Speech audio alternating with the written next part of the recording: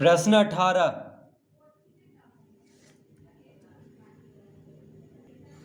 दी गई आकृति में किरण AZ कोण DAB तथा कोण DCB को समद्विभाजित करती है। पहला, त्रिभुज BAC और DAC में बराबर भागों के 3 युग्म बताइए। दूसरा, क्या त्रिभुज BAC सर्वासम त्रिभुज DAC है? कारण दीजिए। तीसरा, क्या AB बराबर AD है? अपने उत्तर का उचित कारण दीजिए। चौथा, क्या CD बराबर CB है? कारण दीजिए। तो पहले हम इसका चित्र बना लेते हैं।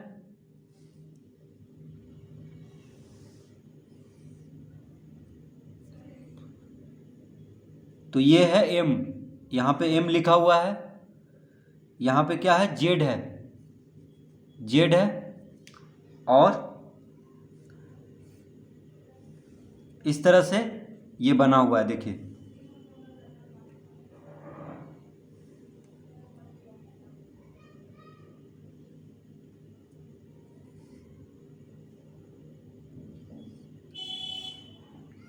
यहाँ पे C है, उसके बाद B है, उसके बाद D है, यहाँ पे A है। इस तरह से चित्र बना हुआ है। तो कह रहा है दी गई आकृति में किरण AZ, देखिए किरण AZ, ये किरण है, देखिए इस तरफ तीर लगा हुआ है, तो इसको क्या कहेंगे? किरण। तो दी गई आकृति में किरण AZ, देखिए AZ यानी ये जो किरण है AZ कोण DAB, कोण DAB, देखिए कोण DAB कौन है? DAB, कोण DAB यानी ये वाला कोण, ये पूरा कोण जो है इसको कहते हैं कोण DAB। इस कोण को क्या कहा गया है? कोण DAB। ये जो पूरा यहाँ से यहाँ तक कोण है इसको कहा गया है कोण DAB। कोण DAB तथा कोण DCB, देखिए DCB यानी ये जो पूरा कोण है यहाँ से यहाँ तक, ये है कोण DCB। क्या है? कोण DCB। तो AZ जो किरण है ये इस कोण को और इस कोण को यानी कोण DAB और कोण DCB को समद्विभाजित करती है। तो समद्विभाजित का मतलब क्या हुआ? इसको दो बराबर भाग में बांट रहा है, यानी देखिए इस तरफ और इस तरफ दो बराबर भाग में बांट रहा है। तो समद्विभाजक क्या करता है? कोण को दो बराबर भाग में बांट देता है, यानी इस तरफ का कोण और इस तरफ का कोण दोनों बराबर है। उसी तरह यहाँ पे भी इस तरफ का कोण और इस तरफ का कोण दोनों बराबर है, ठीक है। यानी किरण AZ जो है ये दोनों कोण को समद्विभाजित कर रहा है, यानी दो बराबर भाग में बांट रहा है, ठीक है। तो ये कोण इसके बराबर है और ये कोण इसके बराबर है, ठीक है। आधा आधा में बांट रहा है बराबर भाग में इस कोण को, कोण DAB और कोण DCB को। अब क्या पूछ रहा है पहला में? तो अब हम यहाँ पे लिखेंगे पहला। तो पहला में है त्रिभुज BAC और DAC में बराबर भागों के 3 युग्म बताइए। देखिए त्रिभुज BAC, ये देखिए एक त्रिभुज है, त्रिभुज BAC, ठीक है। 3 भुजा है, देखिए BA, AC और BC। त्रिभुज BAC और त्रिभुज DAC,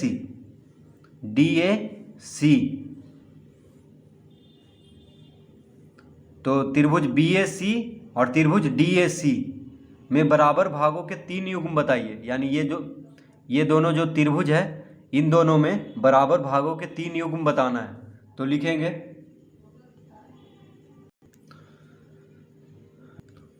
तो पहला हम लिखेंगे त्रिभुज BAC और त्रिभुज DAC में, त्रिभुज BAC और त्रिभुज DAC में, देखिए त्रिभुज BAC और त्रिभुज DAC में ये दोनों त्रिभुज में क्या क्या बराबर है ये हमें लिखना है।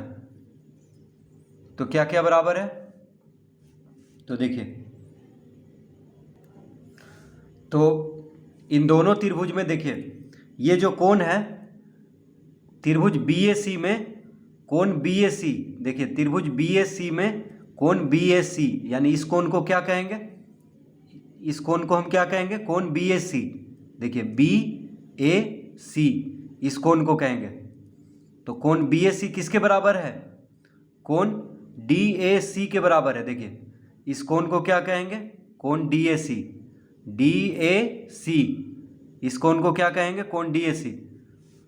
तो ये दोनों कोण बराबर है क्योंकि एजेड जो है इस कोण का समद्विभाजक है। ये कोण B A D A B का, देखिए कोण डी ए बी यानी ये पूरा जो कोण है इसका समद्विभाजक है।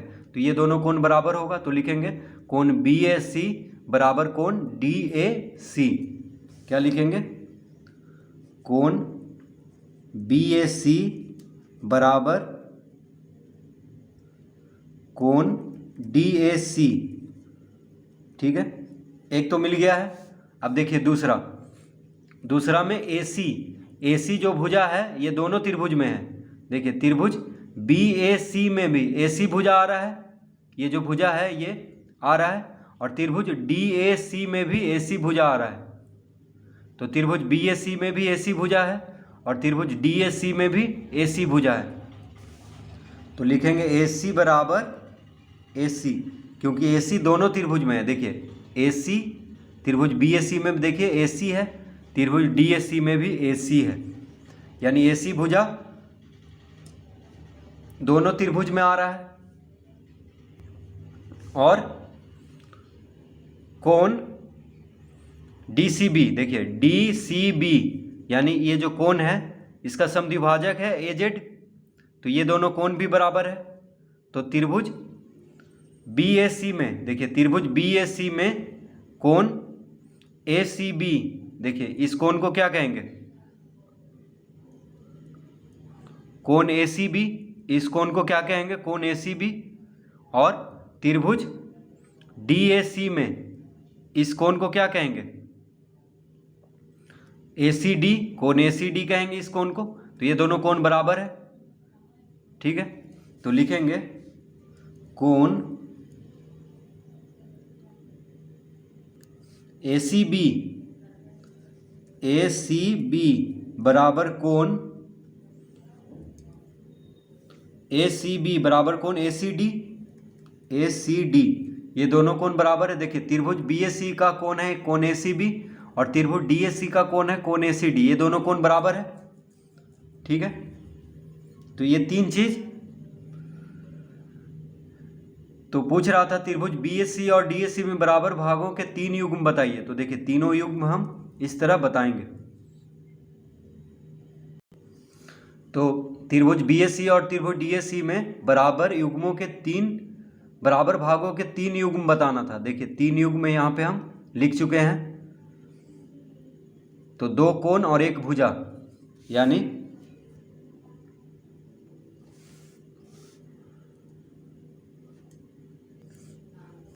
तो देखिए त्रिभुज बी ए सी में ये जो कोण है इसको क्या कहेंगे, कोण बी ए सी। और त्रिभुज डी ए सी में कोण डी ए सी। ये दोनों कोण बराबर है। उसी तरह ये दोनों कोण बराबर है क्योंकि ए जेड क्या है, समद्विभाजक है। कोण डी ए बी का और कोण डी सी बी का। ठीक है, तो ये दोनों कोण और ये दोनों कोण बराबर है आपस में।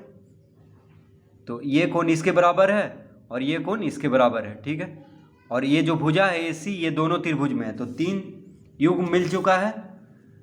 तो त्रिभुज बी ए सी और डी ए सी में बराबर भागों के 3 युग्म इस तरह हम लिख लेंगे। अब देखिए दूसरा में क्या कह रहा है। तो दूसरा में कह रहा है क्या त्रिभुज बी ए सी सर्वासम है त्रिभुज डी ए सी के। तो हम इसका उत्तर लिखेंगे हाँ त्रिभुज बी ए सी सर्वासम त्रिभुज डी ए सी। हाँ त्रिभुज बी ए सी सर्वासम है त्रिभुज डी ए सी के। त्रिभुज बी ए सी सर्वासम है त्रिभुज डी ए सी के। कैसे सर्वासम है, देखिए कोण भुजा कोण से, कोण भुजा कोण समता प्रतिबंध से ये दोनों सर्वासम है। कैसे, देखिए कोण, देखिए त्रिभुज BAC में देखिए कोण भुजा कोण, देखिए कोण भुजा कोण इस त्रिभुज में, त्रिभुज BAC में देखिए कोण भुजा कोण, यानी दो कोण के बीच में, यानी दो कोण के अंतर्गत एक भुजा आ रहा है, तो इसको क्या कहेंगे, कोण भुजा कोण सर्वांग समता प्रतिबंध। ठीक है, दो कोण के अंतर्गत एक भुजा आना चाहिए, तो कोण भुजा कोण। उसी तरह त्रिभुज DAC में देखिए कोण भुजा कोण, कोण भुजा कोण इस त्रिभुज में, तो कोण भुजा कोण से क्या होगा, ये दोनों त्रिभुज सर्वासम होगा। देखिए कोण भुजा कोण, ठीक है, ये भुजा जो है दोनों कोण के अंतर्गत आ रहा है, दोनों कोण के अंतर्गत ये भुजा आ रहा है। उसी तरह इस त्रिभुज में भी दोनों कोण के अंतर्गत AC भुजा आ रहा है। ठीक है, तो कोण भुजा कोण से क्या होगा, कोण भुजा कोण, तो लिखेंगे यहाँ पे कोण भुजा कोण यानी ASA सर्वांग समता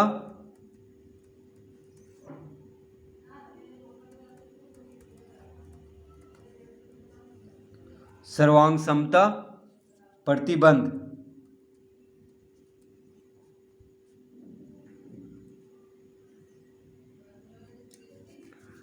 तो त्रिभुज BAC सर्वासम है त्रिभुज DAC के, कैसे, तो कोण भुजा कोण सर्वांग समता प्रतिबंध से, यानी ASA। तो इसको संक्षेप में इस तरह लिखते हैं, A मतलब एंगल हो गया, एंगल मतलब क्या होता है कोण, और S मतलब साइड, साइड मतलब भुजा, तो ASA सर्वांग समता प्रतिबंध। तो ये हो गया दूसरा का उत्तर। अब तीसरा में क्या पूछ रहा है, तो तीसरा में कह रहा है क्या AB बराबर AD, देखिए क्या AB बराबर AD, यानी ये जो AB है ये AD के बराबर है। तो देखिए जब ये दोनों त्रिभुज सर्वासम हो गया तो सर्वासम त्रिभुजों के संगत भाग बराबर होता है, तो जब सर्वासम हो गया है तो उसका जो भी संगत भाग बच गया वो भी बराबर होगा, यानी AB बराबर AD होगा। ठीक है, क्योंकि दोनों त्रिभुज सर्वासम सिद्ध हो गया है, तो लिखेंगे हाँ AB बराबर AD, AB बराबर AD। क्यों, तो लिख देंगे, अपने उत्तर का उचित कारण देना है, तो हाँ AB बराबर AD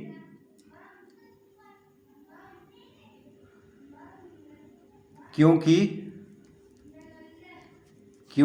ये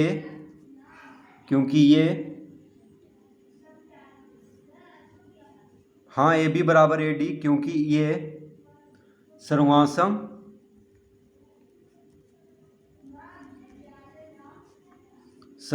त्रिभुजों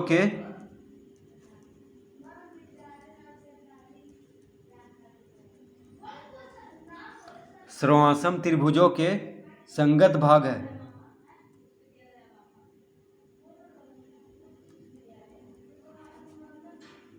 संगत भाग है, तो सर्वासम त्रिभुजों के संगत भाग क्या होता है, बराबर होता है, इसलिए AB बराबर AD। जब त्रिभुज ही सर्वासम सिद्ध हो गया है, त्रिभुज ही जब सर्वासम है तो उसका संगत भाग भी बराबर होगा, यानी जो बच गया है संगत भाग वह भी, यानी सब कुछ बराबर होगा उसका संगत भाग, तो AB बराबर AD होगा क्योंकि ये सर्वासम त्रिभुजों के संगत भाग है। अब चौथा में, तो चौथा में क्या कह रहा है, क्या CD बराबर CB, तो देखिए CD बराबर CB, CD यानी ये जो CD है, देखिए CD भुजा CB के बराबर होगा, तो हाँ होगा, क्योंकि जब दोनों त्रिभुज सर्वासम है तो उसका संगत भाग भी बराबर होगा, यानी CD CB के बराबर होगा, जैसे AB AD के बराबर होगा।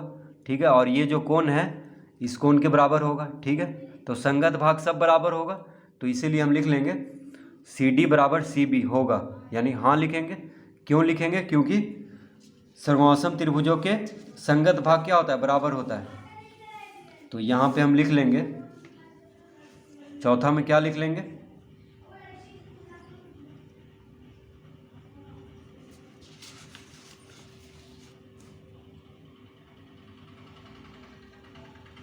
हाँ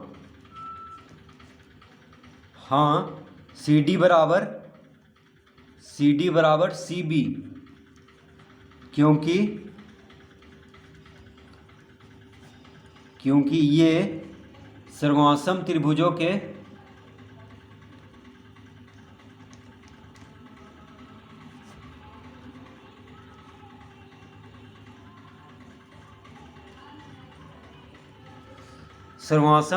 के संगत भाग है।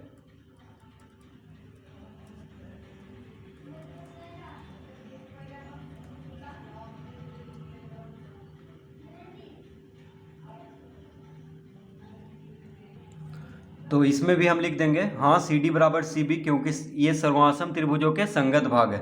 तो इस तरह प्रश्न 18 हल करेंगे।